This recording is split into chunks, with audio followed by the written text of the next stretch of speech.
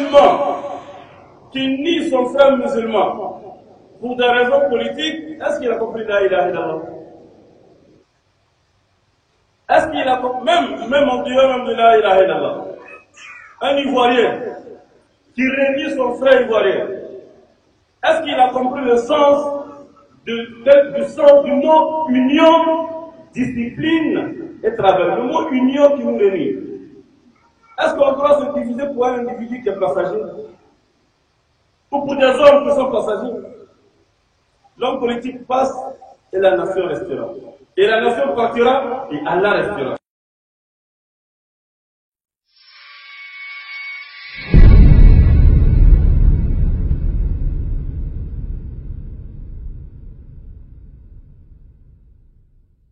وصحبه والتابعين.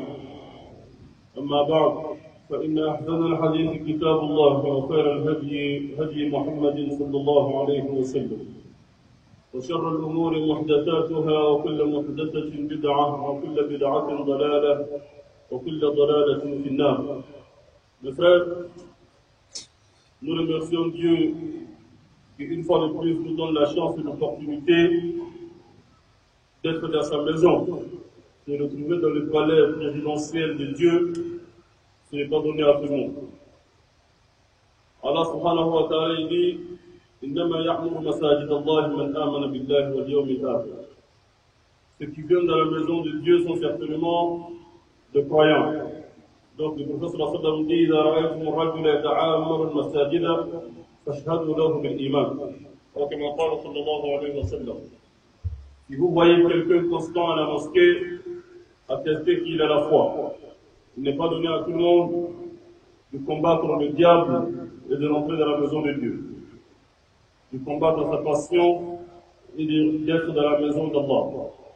Il n'est pas donné à tout le monde de venir dans les rendez-vous de Dieu pendant que Shaitan et la passion le tire vers la facilité et le repos de son corps.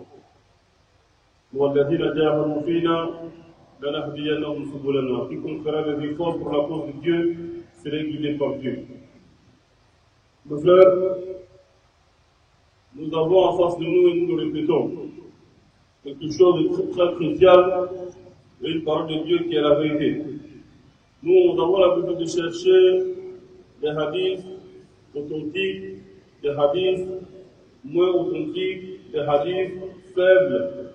Mais le hadith le plus authentique, c'est le Coran. Le hadith le plus authentique, c'est le Coran d'Allah. Allah nazzala ahsan al-hadith. Dieu dit, je fais descendre le plus authentique des hadiths. Kitab. Allah nazzala ahsan al-hadith kitab al-mutashabiha mahaniya faqasha'irhu min hudud alladhina yakhshawna rabbahum. ثم تلين جلودهم وقلوبهم إلى ذكر الله ذلك هدى الله. Le Huda de Dieu, la guidance de Dieu, c'est le hadith de Dieu. فبأي حديث بعد الله وآياته يؤمنون. Allah il dit le Huda, la guidance qu'il a fait descendre, la vérité qu'il a fait descendre, c'est le Coran. Pourquoi? Parce qu'il dit ذلك الكتاب لا ريب فيه هدى للمتقين. Dieu il a fait descendre le Coran qui est la guidée pour les croyants.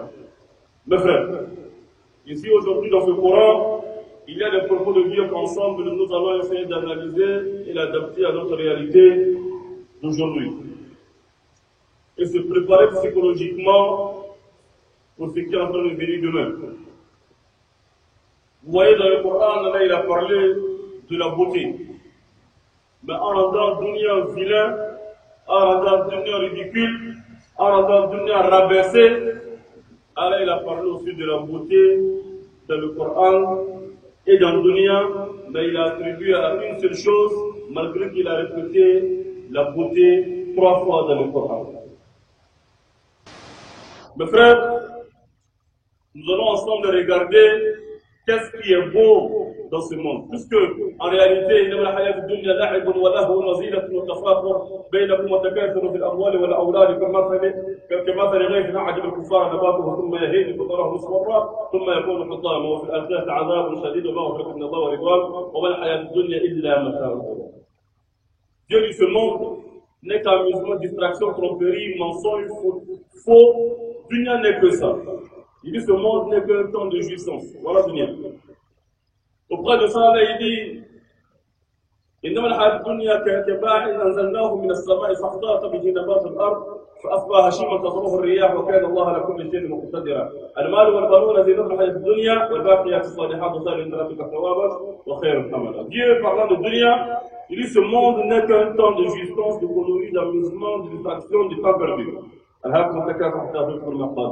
Dieu dit ce monde va vous tromper jusqu'à ce que vous allez mourir. زين للناس حب الشهوات من النساء والبنين والقناطير المقنطرة من الذهب والفضة والخيل المسومة والأنعام والحرث ذلك متاع الحياة الدنيا والله عنده حسن المآب. Dieu dit ce monde n'est qu'un bénissement, décoration, beauté, mais en réalité c'est du faux. C'est comme beauté de femme, ou bien beauté d'un homme, ou bien beauté de poulet rôti.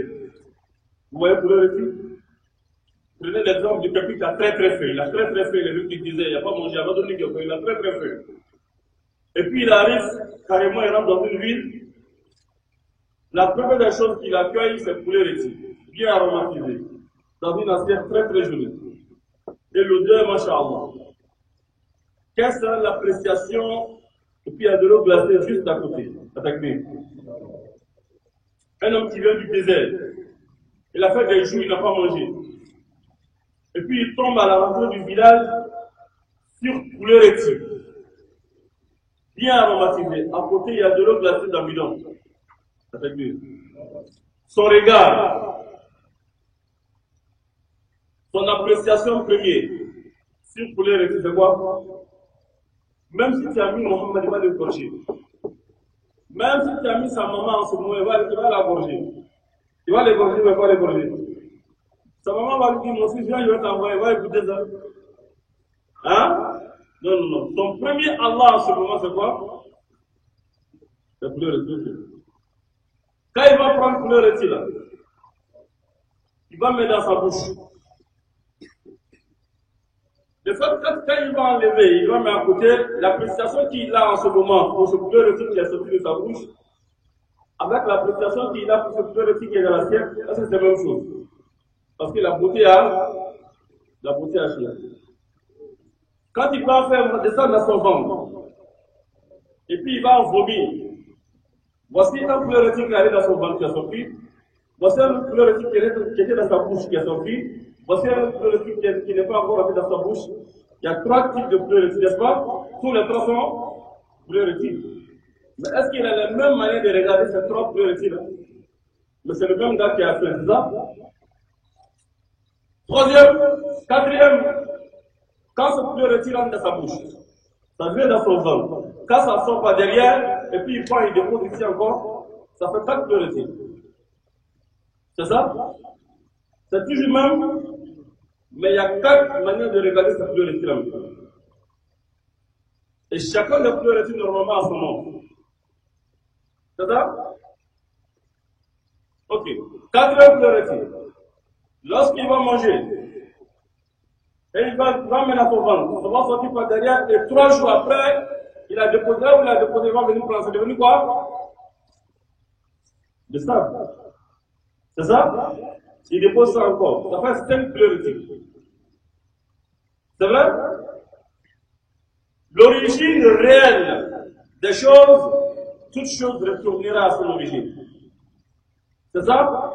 Poulet rôti est retourné, il est devenu quoi? Le sable. Donc, c'était ce poulet rôti là qui a été décoré, embelli d'assiettes. Après ça, il a désobéi sa maman. À cause de la décoration de Dunya, qu'on a désobéi Dieu. Zuyina.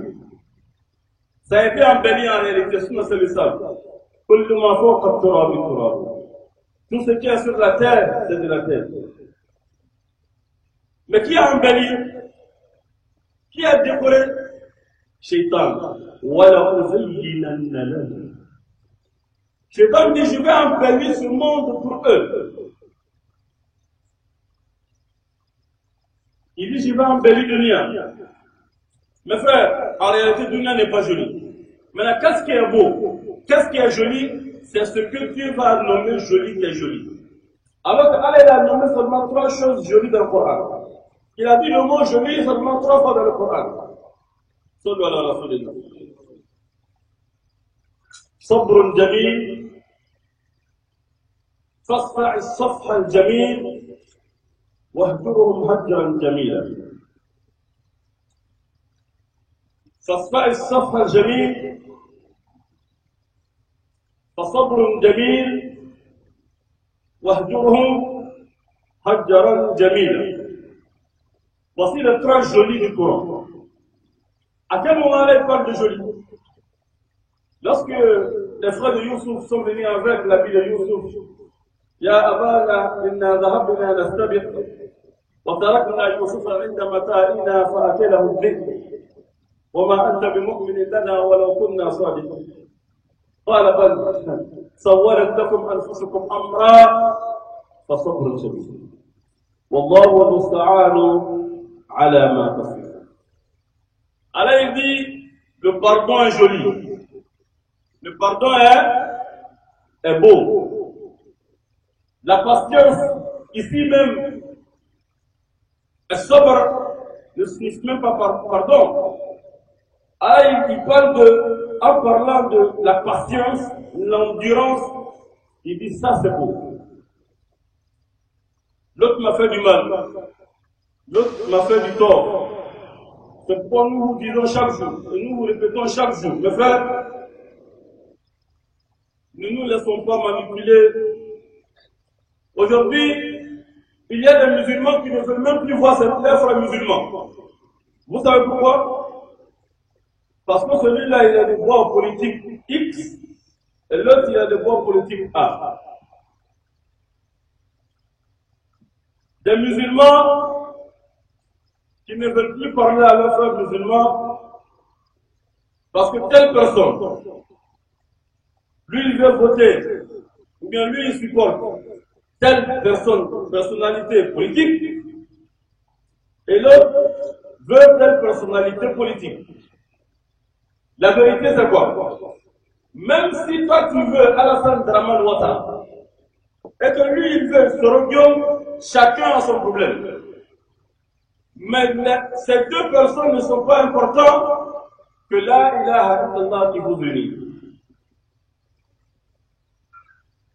Ni Alassane n'est mieux que la ilaha illallah, ni Soroguion n'est mieux que la ilaha illallah, ni qui que ce soit n'est mieux que la parole d'Allah qui vous unit. Est-ce qu'on comprend ça? Un musulman qui nie son frère musulman pour des raisons politiques, est-ce qu'il a compris la ilaha illallah?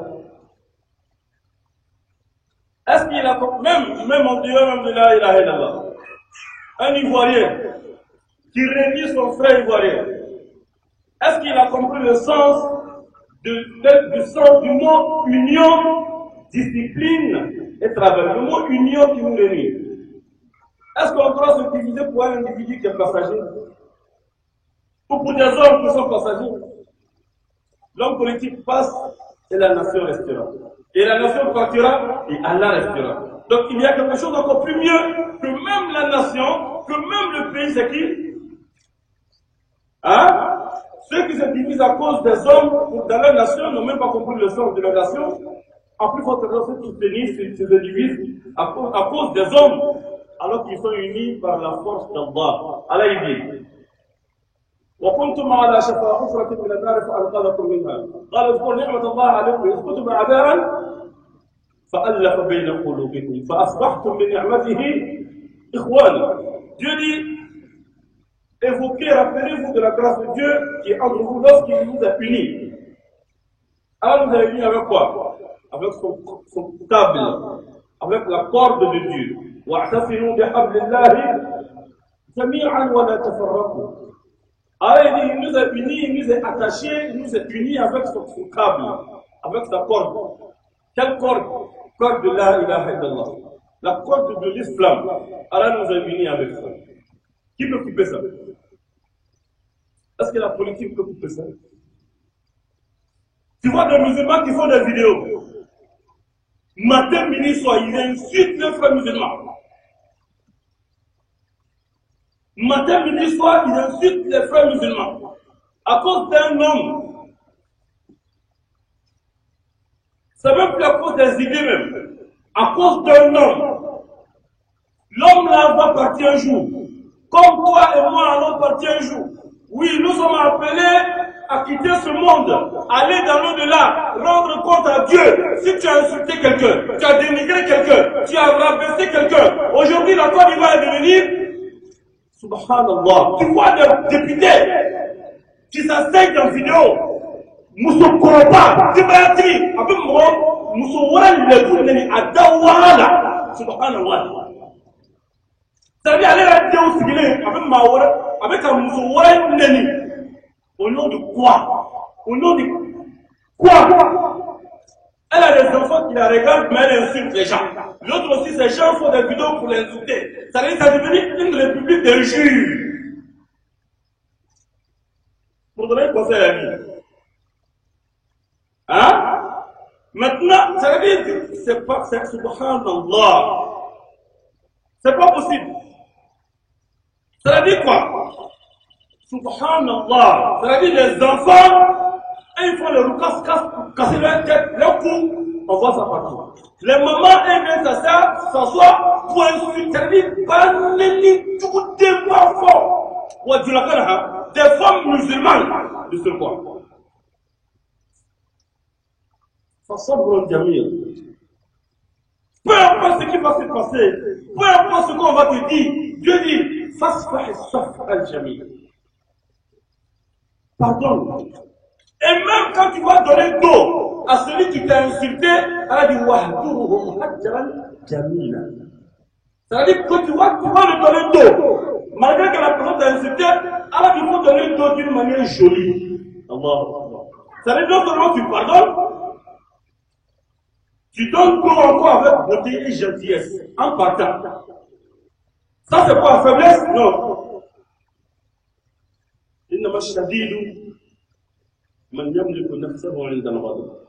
L'homme fort, c'est celle-là même qui adorateur d'idole, ça veut dire quoi? Quand je dis telle personne est mon idole, lorsque l'être humain arrive à dire que telle personne est mon idole, c'est qu'il est maudit par Dieu. Parce que avoir des idoles, c'est haram. Idole veut dire quoi? C'est d'aimer quelqu'un à un niveau où tu es prêt à tout pour lui. Dans ce moment, on appelle je l'adore. C'est mon idole.